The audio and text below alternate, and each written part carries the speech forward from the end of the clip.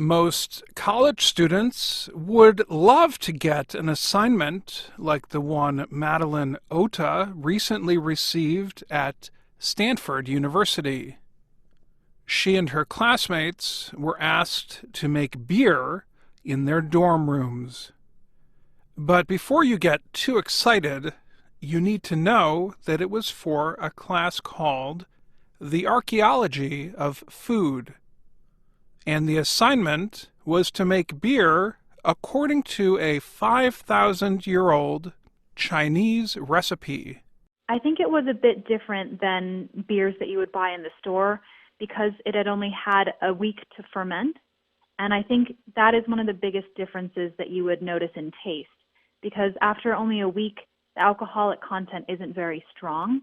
Ota and her classmates made two kinds of ancient beer, some of which are still being made by indigenous people today.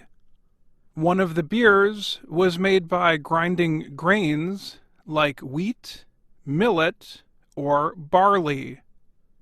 The other was made using a root known as manioc or cassava in different parts of the world.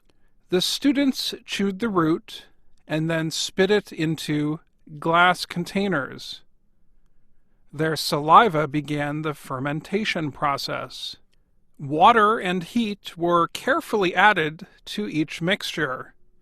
Ota said she has a new appreciation for what goes into making the beer people buy at stores or at the local bar. This is not something that we should take for granted when we go and pick up something from the store.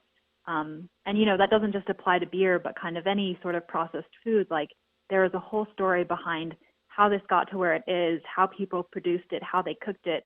Their professor, Li Liu, discovered the old Chinese recipe. Liu and a graduate student, Jia Zhengwang, reverse-engineered their beer recipe based on substances found in clay pots from northeast China. That means they studied the residue